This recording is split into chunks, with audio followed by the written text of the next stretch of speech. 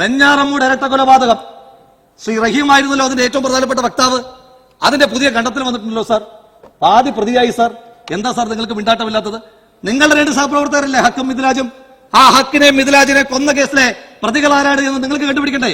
ഞങ്ങളുടെ 2 സഹപ്രവർത്തകർ ശരത് ലാലും കൃപേഷും കൊല്ലപ്പെട്ടപ്പോ അതിനകത്ത പ്രതികളായ CPM നേതാക്കന്മാർ അവരുടെയൊക്കെ വീട്ടിൽ കല്യാണവും മരണവും അടക്കമുള്ള വിശേഷം ഉണ്ടാകുമ്പോൾ പോലും പുറത്തിറക്കാത്ത രീതിയിൽ ഞങ്ങൾ ജാഗ്രതയോടുകൂടി നിയമ പോരാട്ടം നടത്തിയവരാണ്. ആ അഭിമാനബോധത്തോടു കൂടിയിട്ടാണ് സാർ പറയുന്നത്.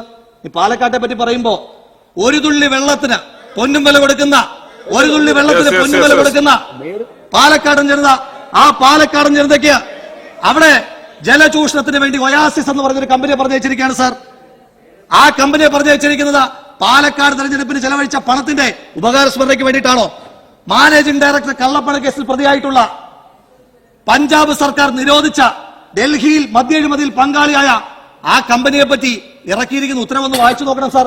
ആ കമ്പനിയെ പറ്റി പാടിപ്പോറ്റുന്ന ശ്രീ MP രാജേഷിനെ കാണുമ്പോ ശ്രീ പിണറായി വിജയന് പൂവരണി നമ്പൂതിരി പോലെയാണ് ഒയാസിസ് എന്ന് പറയുന്ന കമ്പനിക്ക് ശ്രീ MP രാജേഷ് എന്ന് സൂചിപ്പിക്കുവാൻ ആഗ്രഹിക്കുകയാണ് സാർ.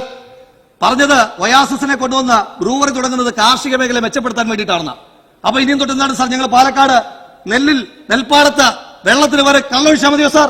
ഇനി പാലക്കാട്ടെ കർഷകരോട് നിങ്ങൾക്ക് ആഭിമുഖ്യമുണ്ട് എങ്കിൽ പാലക്കാട് കാർഷിക പാക്കേജ് നടപ്പാക്കണം സാർ. ബഹുമാനപ്പെട്ട കേരളത്തിന്റെ മുഖ്യമന്ത്രി അടക്കമുള്ള നിങ്ങൾ മന്ത്രിമാരടക്കമുള്ള ഭരണപക്ഷ MLA അടക്കമുള്ള ആളുകൾ പാലക്കാട് പറഞ്ഞ വാഗ്ദാനങ്ങൾ നടപ്പാക്കണമെങ്കിൽ ഒരു പ്രത്യേക ബഡ്ജറ്റ് തന്നെ പാലക്കാട് ആവശ്യമാണ് സാർ. എന്നിട്ട് നിങ്ങൾ എന്താണ് സാർ ചെയ്തത്? പാലക്കാടിന് കാർഷിക ഗ്രാമീണ റോഡുകൾ അനുവദിക്കുമ്പോൾ ഭരണപക്ഷ MLA 8 കോടി, പാവപ്പെട്ട പാലക്കാടിന് 4 കോടി മാത്രമേ ഉള്ളൂ സാർ. ഇവിടെ എല്ലാ MLA തുല്യരായി പരിഗണിച്ച ശ്രീ ഉമ്മൻചാണ്ടി എന്ന് പറയുന്ന വലിയ മനുഷ്യൻ നിങ്ങൾ ഓർക്കണം.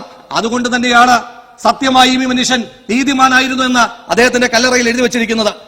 ഇനിയും ഇന്ന് വന്നിരിക്കുന്ന ഒരു പരാമർശമുണ്ടല്ലോ, ഞാനൊരു കവിത ചൊല്ലുകയാണ്. രോഗദുരിതകാലവും കാലവർഷകെടുതിയും ആയിരങ്ങളെ കവർന്ന നാളിൽ നീ തളർന്നില്ല എന്നാണ് നമ്മുടെ പൂവത്തൂർ ചിത്രസേനൻ ശ്രീ പിണറായി വിജയനെ പറ്റി പറഞ്ഞത്. ശരിയാണ്, തളരാതെ ഇരുന്ന കൊള്ളയടിച്ചതിന്റെ കണക്കുകൾ CAG റിപ്പോർട്ടിലൂടെ പുറത്തു വന്നിരിക്കുകയാണ്. ബഹുമാനപ്പെട്ട മുഖ്യമന്ത്രി അദ്ദേഹത്തെ പറ്റി പാടിപ്പോഴ്ത്തുവാൻ വേണ്ടി പൂവരണി നമ്പൂതിരിയും പൂവത്തൂർ സതീശനും ഒക്കെ പൂവത്തൂർ ചിത്രസേനനും ഒക്കെ പറയുന്നത് അദ്ദേഹം കാറ്റിൽ പറക്കുന്ന കഴുകനാണ്, അദ്ദേഹം തീയിൽ പായുന്ന കുതിരയാണ്, അദ്ദേഹം സൂര്യനാണ്, അദ്ദേഹം കനൽത്തരിയാണ്. എനിക്കൊരു കാര്യം കേരളത്തിന്റെ മുഖ്യമന്ത്രിയോട് പറയാനായിട്ട്, ഈ പാടിപ്പുകഴ്ത്തുന്നവരെല്ലാം അങ്ങനെ അപമാനിക്കുകയാണ്. ഈ പാടിപ്പുകഴ്ത്തുന്ന ഒരാൾ പോലും അങ്ങൊരു മനുഷ്യനാണ് എന്ന് പറയുവാൻ തയ്യാറാകുന്നില്ല എന്നുള്ള കാര്യം അങ്ങനെയെങ്കിലും ഒന്ന് തിരിച്ചറിയണം എന്ന് മാത്രം സൂചിപ്പിച്ചുകൊണ്ട് പാലക്കാടിനോടടക്കം കാണിക്കുന്ന അവഗണന, ആ അവഗണന ഈ സർക്കാരിന്റെ നയമായി മാറ്റുമ്പോ ഈ നന്ദി പ്രമേയത്തെ ഞാൻ എതിർക്കുകയാണ്.